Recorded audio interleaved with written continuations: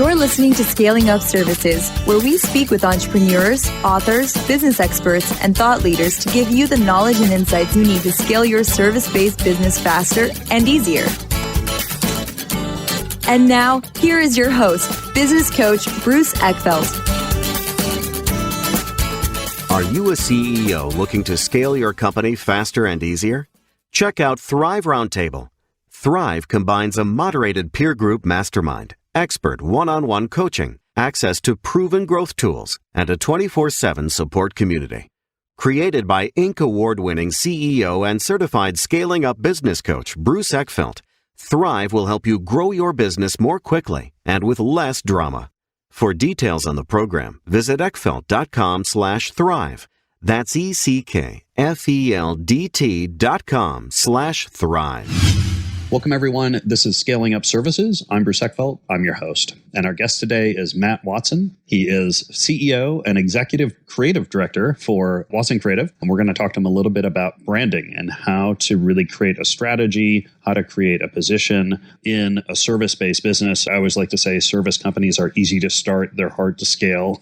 And part of it is to really figure out, like, what do you stand for? What is your position in the market? And then how do you build a brand that's going to be recognizable and communicate that, and it's going to stand out from the crowd and it's really going to differentiate you. So I'm excited to talk about this. A little bit of a creative background myself, so I love kind of geeking out on some of the creative side of building a brand and building a business, and talking about how companies that are in service-based businesses in the market can really be successful in that aspect of it. So with that, Matt, welcome to the program. Yeah, thank you. I appreciate the opportunity, and look forward to kind of sharing some insights, some things that have worked well for not only my clients, but myself. I mean, we're a professional services company. That's what we do. So I'm ready to get to it. Yeah. So let's talk a little bit about the background. I always love hearing stories of how people got into their businesses. You're a service-based business yourself. What was the impetus for starting the company? What was the situation? Give us the backstory. Yeah. Well, I had no plan of ever really owning an agency. It's something I tripped upon. So I had a really good long career at Nike, and I'd been there for over 11 years. I was part of their senior creative team. And then in 2012, my dad came down with cancer, and my wife was having our first child, and I was overseeing Nike ID. It's a customization platform at Nike, and I was overseeing it for North America and Europe. So I was bouncing back across the ocean every other week. I'd been there for a long time, and I really just needed to spend time with family, my dad. So I left and got to spend a year as he was passing. And one of the things I did is I got a job teaching business at a community college here because I have an MBA, and I taught design and art at PNCA, which is Pacific Northwest College of Art. And I made ends meet. I didn't really have any intention of owning a business, but these stories relate a little bit later on into what we're going to be able to provide from the professional services branding perspective. But anyway, I started freelancing a little bit. My very first client, still a client to this day, and that one client turned into 3 or 4 more clients that first year, and then the second year just grew, and then all of a sudden I found myself owning an agency. And I had no real center of who I wanted this company to be when it grew up, what was the end game, what did we want to stand for, what did we want to be known for. And what's interesting is, there's the old saying, the cobbler's kids never have any shoes. It's the same thing for the branding agency, especially one that went out with zero intention of ever being an agency, and you just start, freelancing and making income. And it wasn't until I was in the business for probably about 40 years before I got the chance to step back and really look at who we wanted to be, what we wanted to be known for, how can we scale this business beyond just me. Secondly, I would never have named my company Watson Creative. I just got a URL. I didn't think anything of it. I was like, I just need I need a shingle to put up on a URL, and there we go. And I was off to the races, freelancing. Again, zero intention. I think that happens a lot with people as you start off in this infancy period, and nobody really crystal balls and says, hey, what are we going to be when we're a multi-million-dollar professional services company. And then after you're at that point, what do you want to be when you're like, how are we going to, hand this off to the next generation and really grow the business? Yeah. So all of those things I've working through the latter half of scaling to the next generation, which is where we're at right now. But again, I had no intention. I just jumped out. I spent time with family, and one good job turned into another good job. So that's kind of how we started. I think I have yet to interview a guest where they've said they started with a 10-year plan and then just executed on it. It's so often the case that these things kind of happen somewhat accidentally, or at least kind of sneak up on you a little bit. And before you know it, you've got an agency or you've got a company running. Well, I was just going to ask, in that experience, is there anything that you have learned as a leader, or things that you've had to change as, going from kind of creative person or head creative person, or, the person who was doing the work to running the agency? Is any big takeaways for you in terms of either things you had to start doing or things you had to stop doing in terms of your daily kind of rhythms, the work that you do, where is a focus, the role that you fill? What has been some learnings that you've had? Learning as a leader and learning how to lead people versus managing them. I think Nike gave me a lot of great tools on how to manage, play politics, work within what they call the matrix there. But running a small business and being the person that all of these people that you employ, their families depend upon you for, a consistent paycheck. You're dealing with HR issues. You're learning not only, all the financial aspects of the business, forecasting, selling, completing the business, working on operations. There is very little difference between the complexity of a small business from what I see from my client perspective, as well as Nike, of running a large organization. In fact, I kind of think the initial years are by far the hardest. It seems like where we are now, things are much easier. So from what I've learned, it gets easier over time. I also think that you start figuring out what your business is going to be, and you start making a bunch of pivots. And this goes back to when I said, I taught at a local community college here, business. I am absolutely fascinated by small business. And, I spent a good portion of my career working on Fortune 100 companies. I worked off in New York prior to Nike, and then, spent a long time there. And we represent, Watson Creative represents, over 50 professional sports teams. We worked with all these athletes, but really the heart and soul of the company is working with what we call local businesses, which is predominantly the mid-size businesses. They're between $20 million and $100 million in revenue. We definitely go below that sometimes, but that's the bulk of our business. And the thing that inspires me so much about that is I get to work hand in hand with the CEO of these organizations, and I get to see all of the stress points that they're going through, the opportunities that they have in front of them. And I reel back to the classes I was teaching at the community college, and I was teaching, the class that they had me teach the most was small business administration. And what it was basically CMOs or small business owners that were coming back to take a class and to learn how to better run their businesses. And I honestly probably talk more about business than I do sports now. And I just love working with somebody that has an idea and seeing them, in a matter of 18 months, take it to like $7 million. I've had that happen before. Or some guy rolls up this garage door and he's got like a $13 million company sitting on his own property that he's been working. Yeah. It's phenomenal. So that's kind of what moves me and a lot of what I've learned. Yeah. So let's talk a little bit about the creative work you do. How do you kind of position yourself, or where do you focus on when you're working with companies and you're working on the creative and the branding? What are you really what are you helping a company do, or what problem are you solving for folks? Well, that's interesting. We call ourselves a research-based creative agency, and we always start with research and understanding the consumer journey and human behavior for their specific, core audience. Mm-hmm. But, if you ask what we're trying to do for them is ultimately just tell their story. Nobody's hiring us. At the end of the day, they're getting a website, or they're getting a piece of collateral, or they're getting a tagline or a brand mark or something like that. But ultimately, what the owner is paying us to do, or, the ownership,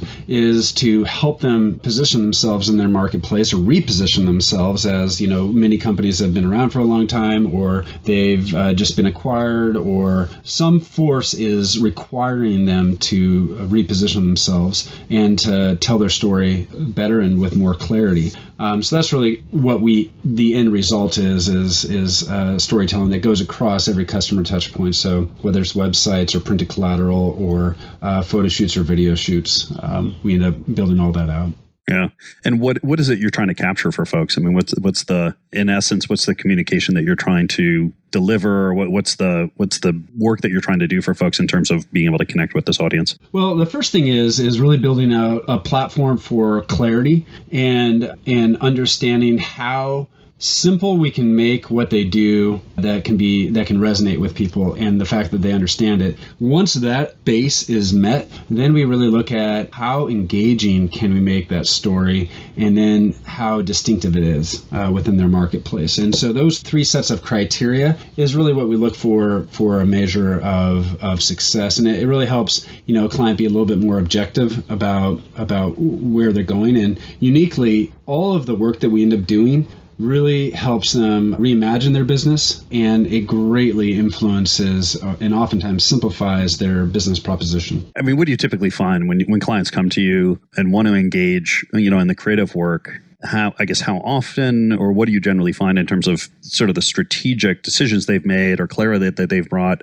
Do they typically have a pretty good sense of what that is, or is that not very clear most often and something you have to work on? I'm just kind of curious how the creative fits in with strategy and vice versa. Yeah, well, I mean, they go hand in hand. The strategy should be there first, and it's a creative exercise as well. It's all about kind of the anthropological nature of how business affects the world and economy and shapes, the kind of the human dimension. But I think that's a good question. I think it really goes back to who the client is that we're dealing with, and it's across professional services. It's not just like you could look at professional services as accountants and lawyers and doctors and engineers. It has nothing to do with it. It has really something much more to do with our experience of, are we dealing with a small business owner that built the business themselves, or are we dealing with the second generation kind of captains of the business? And those that are the captains are a vastly different client and set of concerns versus the small business owner who has built and shaped this business. And what we do find is that the business owner has a very good grasp on what's made them successful to this day, and they have the most passion to propel the business forward, but they also oftentimes are their worst enemy. And they're not very open to new ideas or being objective about their brand. They're very emotionally connected to it, and part of it's out of fear. They've probably been down some pretty rough paths as they've grown the business and are extremely risk averse. Whereas, that next generation or middle management executives for an organization are much more methodical, are less emotionally tied to the business, and can kind of let go a little bit and go through some exercises that allow us to shape it. So both are there's equal pros and cons to working with both, but they're just different kind of approaches. Yeah. I mean, do you find for when you're working with a founder, operator, owner, what are some of the things? I mean, you talk about them being held back or them being attached. What do they need to do for the ones that successfully work with you, or that you're able to kind of work with successfully in terms of generating, a good strategy, a good piece of creative? What do they need to do to really get over that? Or what do you see successful clients doing to move through that? So we need to take them through strategy, and I'll kind of talk you through what we do from a strategic standpoint. And part of it's a journey of discovery and allowing us to really baseline their company and their consumer objectively against their competitors. So the first phase is really auditing all of their communications, making sure that their communications are consistent, understanding the overarching messaging and the positioning of where they are now, and then doing that same exercise against their key competitors. And then there's different ways of kind of plotting that. So if you can imagine a square grid, where on the left-hand side, it's like, are you emotionally talking to consumers? Are you informationally talking to them? Are you loud or are you soft? And so just within that one example, and there's other tools that we use, but within that one example, you can start plotting where they are. And what we find is that those businesses that are more in an infancy level, they're getting to the first echelon of communication. They're figuring out their services. So they're very informational. Whereas those businesses that are more mature, have been around for a long time, really have a grip of their content strategy is going to market, what their storytelling is and their messaging. They're really able to step back and be a lot more emotional to consumers. And quite frankly, usually turn up the volume. So that's typically where we like to see consumers. But anyways, through that exercise, a business owner that's really tied to their past and what they've built, something like that, when they start seeing their business plotted up there and they've been part of that journey plotting their business versus their consumers, all of a sudden they can see a window of opportunity, a white space as we call it, or they can see where they're going to have to do combat, and if that combat is actually realistic. And we back both of those scenarios up with qualitative objective research, but we also use data. We'll look at data from a search perspective, an ad buying perspective against their competitors, ownability of certain stories and key terms, and they really start to understand like the plausibility of being successful in one space versus possibly being over in another one. So that's the audit perspective. We then take the client through really understanding their consumer, what we call the first, fast, last adopters of their business, the first being those who are most apt to help position their company. So an influencer could be somebody that has a huge following on Facebook or somebody that is well known within the industry. And if you can target and shape their perspective of your company, then the fast and last adopters come along through that influential channel, which is very advantageous, especially if you have a small advertising budget. But we end up taking that construct and building out who those guys are from a priority level as well as who the personas are, and we work with our clients to build out those personas through what we call a consumer 360, and we really paint a picture of who their audience is. And oftentimes we've had clients come to us and they're like, hey, we got $100,000, we need a website. And we take them through this exercise. We're like, no, you need a really simple piece of collateral that is hand delivered for these guys with a firm handshake. You don't need that $100,000 website, although I'd like to build it for you. But we'll take the money, we'll build it, yeah. We'll build it. But those two exercises, there's more, but those two things really help people go through this aha moment and thesis the problem out. And once you have the project well defined of what the opportunity is, where the problems are, who the exact consumer is, then it's easy to move a single business owner along. Or, we've had a board of owners that are, 13 or 14 people, all of whom did not like each other, go through this exercise and come out more united and more focused. Why is that? What do you think? What is it about the process that unifies them? It's just very factual, and they all get we do some workshops where they all get a chance to have voice at the table. It doesn't matter if there's somebody that's usually very loud and authoritative with inside the organization. What we do is create an environment that really pulls out even the most silent person in the organization, and they all walk away with a very factual idea of what they're trying to solve, who they're trying to be known for, and discarding all of the other ideas that really can't get there. We do an exercise that one of the exercises we do is we have people take out about 100 cards that are adjectives, different words, and we have them place them in piles of who they are and who they aren't. And you end up finding who they are usually has the majority of the cards, who they aren't has a smaller venue of that, but they all agree where they are. And as they're taking each card, they read the card, they tell everyone, we are not this because of this, or we are this because of that. So they go through the exercise, then we sit back and go, you know what, your marketing dollars and your size of your company, you guys can only really be known for 3 things. Pick out the top most important things. And once they go through that, ideas just fire off of well, how do we curate this story? What's the priority? What's the most important thing to move this business forward? Because quite frankly, they can't sit there and be 70 different things. So I'm rambling, but that's not well. That's you can't be 70 things well. No. And how much do the things that they pick end up kind of depending on the context and the competitive landscape? I mean, I'm always focusing on creating a differentiated strategy. That one that separates you out from the other people in the market. How do you bring this idea, or I guess to what extent are you kind of bringing in kind of the competitors and the market into that discussion? Yeah, in this discussion, what I just told you about that game, that's just one step with inside the workshop, but we do go through this competitive exercise where we take those 3 top words and then we start taking your competitors and ranking them against those key terms to understand where problems might be and where the opportunities might be, where the threats are, so on and so forth. But all of those two exercises, the audit and the consumer work, really add up to the next exercise, which is what we call the brand DNA. And that is building what your story is going to be and what you're going to be known for, what's your tier 1, tier 2, and tier 3 stories. So taking those cards and really fleshing out those stories and ensuring that they have a deep well of ideas and imagery that can be changed and evolved over time, but still keep that core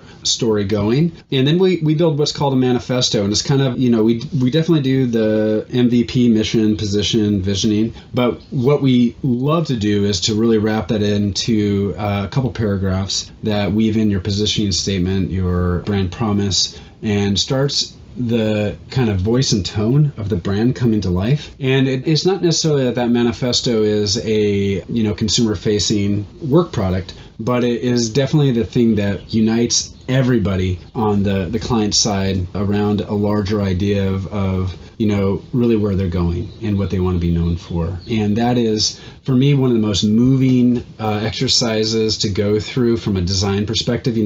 When I was at Nike for out of the decade long that I was there, or longer, 6 years I was in product design, so I actually designed the shoes. And I would sit there and I'd get a brief from marketing and be like, here's your core consumer, here's the volume we're trying to hit, da-da-da. And I would start pen to paper immediately. I'd just start drawing and starting to create things that I thought were cool and fun. Today, before I start that creative process, having that manifesto colors the ideas and images in my head before I actually put pen to paper, and I find it far more beneficial, and the creative is just so much better and richer when you start with words. And so that's the kickoff of the overarching creative direction, and quite frankly, I feel that creative should then inform your marketing plan. I think too often clients go after like, hey, I need a website, or I need an SEO strategy, or I need a digital marketing strategy to hit my clients. And it's like, once you understand that creative and really, how you're going to go to market,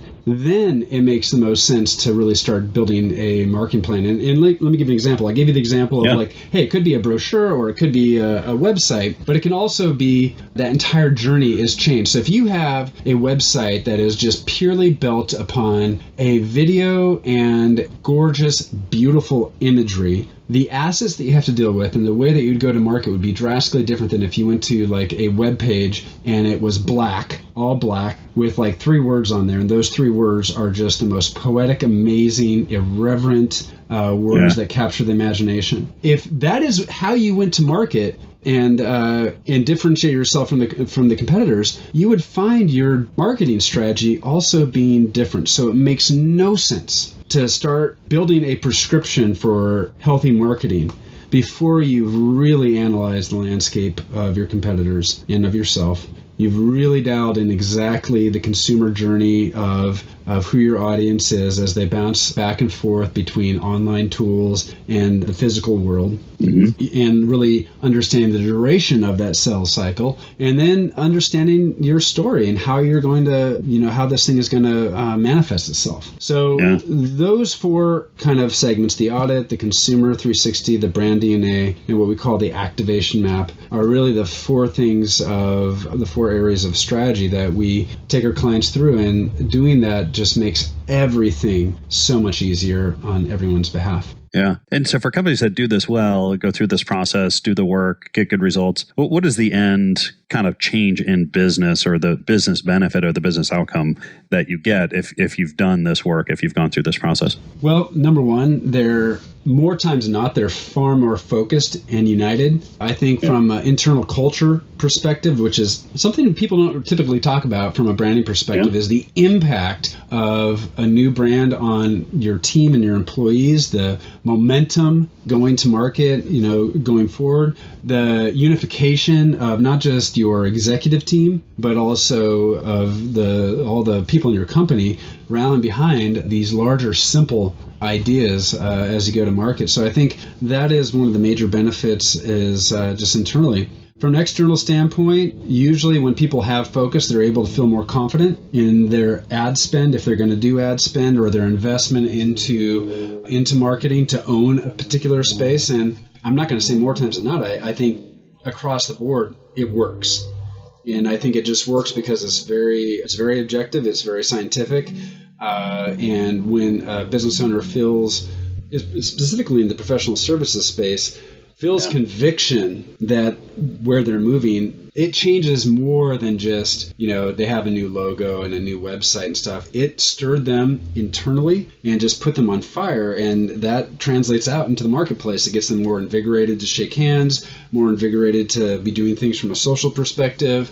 They feel like they have a new, fresh suit that they're wearing, and their posture changes. Yeah. And I like that idea. I think that's something we don't talk about enough when it comes to kind of branding and strategy for service companies, which is that other side of the market or the other side of the equation that you mentioned, which is your people, your talent, and part of having a clear strategy, having a clear brand is really kind of driving a culture and a differentiated culture, which is going to allow you to attract more of the right people, right? It's going to bring in the people that really align with that. It's going to repel the people that don't. It's going to make the whole kind of talent side of this equation, I think, much more strategic and ultimately gets you, much better capabilities by doing that. It just helps find the right folks that align with the culture. Yeah, absolutely. We were talking before this call about EO, Entrepreneurial Organization, and Gazelles, both of which have, traction for a one-page plan, or Gazelles has their kind of like 11 by 17 one-page plan. But either way, both of those have dedicated space to really defining what your vision is, what your marketing plan is, what your strategy for going to market is going to be, and distilling down the qualities of your story, and whether it's your core values, which are hand in hand with what your brand is and who you are. Going through these exercises just really help you get outside of yourself, get off the conveyor belt of the regular day-to-day, and objectively look at your business and your brand. Yeah. Well, and I think, and for service companies, it's so important just because you don't have that physical product that you can kind of point to or, let customers interact with as being kind of the value. The value is so much of who you are and how you appear and how well you've positioned yourself and how well you've kind of set expectations with your prospects about what it is you do, how you do it, and what the benefit is going to be for them. It's just, I find service-based businesses is, so abstract or kind of ephemeral that its branding becomes hugely important. Yeah, absolutely. Yeah. Matt, there's been a pleasure. If people want to find out more about you, about the work that you do, about the company, what's the best way to get that information? So you can go to watsoncreative.com and peruse around, learn more about us, contact me from there. We also have a subsidiary company called Brand Labs. You can find that at labs.watsoncreative.com. We've taken all of our strategy phases and made those into curriculum that teams can work through at their own pace. And it's been extremely effective for small businesses. And what I kind of like about it is the very fact that, you can work on it at your own pace. Oftentimes, these small business owners can only chip away at a little bit at a time, but it adds up. Yeah, I would recommend go checking it out. It's great work you've done on really kind of making this a tool that people can sort of, self-implement, like you said, based on their own schedule. And I know there are a lot of people out here right now that are kind of finding themselves with time at various points during the day. So it's a great way to kind of fill in some of the gaps that you might have in your schedule. But it's been a pleasure. Thank you for taking the time. Great story. You guys do some really great work. So I'm really happy that you're able to speak with us today. Great. Thank you. Appreciate it. You've been listening to Scaling Up Services with business coach Bruce Eckfeldt. To find a full list of podcast episodes, download the tools and worksheets, and access other great content, visit the website at scalingupservices.com. And don't forget to sign up for the free newsletter at scalingupservices.com/newsletter.